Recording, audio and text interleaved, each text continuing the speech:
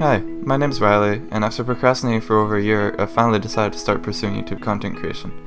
This series is a result of some brainstorming over the course of that year. In this series, I'll be finding, showcasing, and giving my thoughts on some levels by creators that I would consider to be either unknown or underrated. As always, this is entirely subjective and based around what I think, so I'd love to hear and discuss your thoughts. Feel free to suggest creators to me in the comments or on Twitter or Discord. With that out of the way, let's begin. Personally, I've always found myself adoring levels with a certain quality of roughness to them, one that's hard to put my finger on, and that always makes levels feel less professional and more personal in a way. Some more well-known examples of this are levels such as 666 by Xylinox and First Blood by Fruit Snack. The quality that they carry is something that can never quite be matched in my eyes by creators with more polished, developed styles, and it's something this video's highlighted creator excels at, BibbyDib111, or just Bibby Dib. Bibby Dib is a relatively unknown creator that I met fairly recently on Twitter, and more recently they showed me a few of their levels privately. Watching through them, I was quite surprised that they only have 7 subscribers on YouTube, with none of their levels having more than 30 or 40 views. While at least a couple of their levels have a significant amount of downloads within Geometry Dash itself, I felt I absolutely wanted to discuss their levels in video form as I believe that they deserve some more attention, starting with one of their oldest, being Starlight Storm.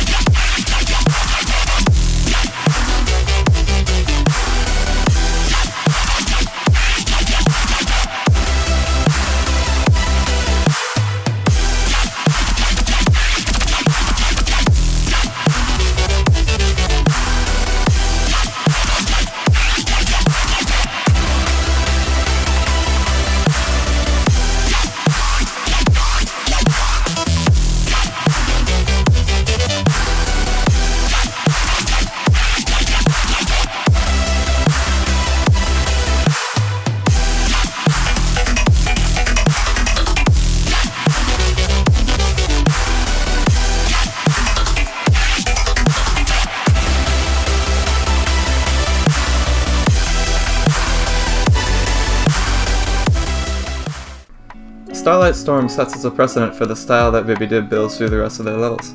From the start, it is clear that Bibby Dib is a fan of bright rainbow colors and complex designs. My only real complaint with the first part is that the structures are quite boring, and the large, empty structures in the ship feel out of place. I like the rest.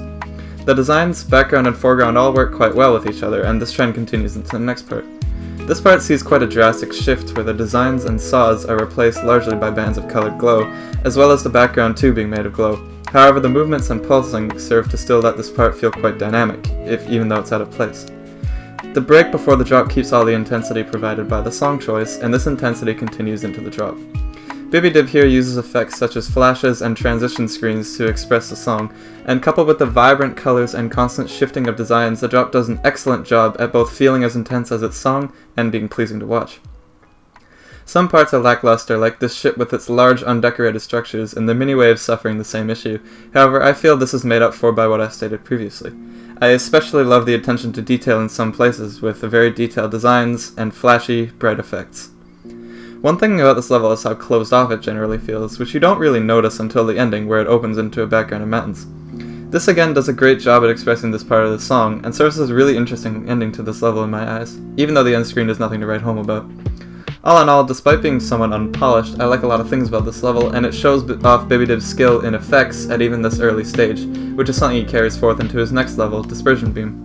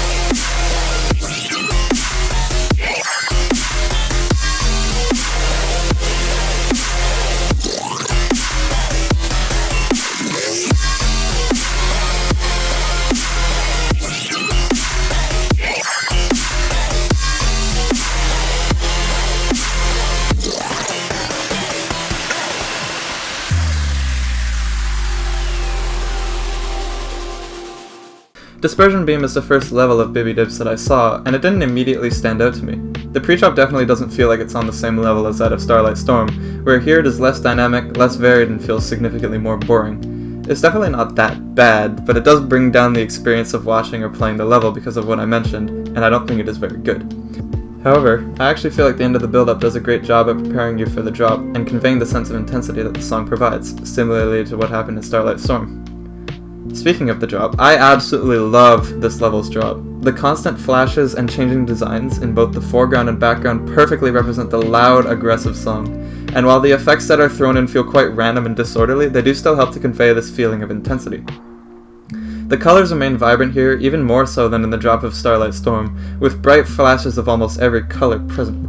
I especially love the transition effects between parts. The repetition of designs and effects where the song repeats is well used, not overdone as to feel boring, but it creates a nice sense of cohesion that was not present in Starlight Storm. My biggest complaint with Dispersion Beam is the stark contrast between the boring, static pre-drop and the flashy, dynamic drop.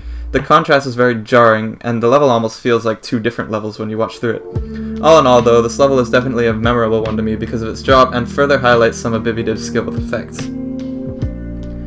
One thing not present in the previous two levels was a feeling of polish. Like I stated near the beginning, both of these levels feel like they have a quality of roughness to them, one that an experienced creator usually doesn't. Which makes sense, as these were two of Bibby Dib's first three full solo levels. However, through the Aether somewhat breaks that trend.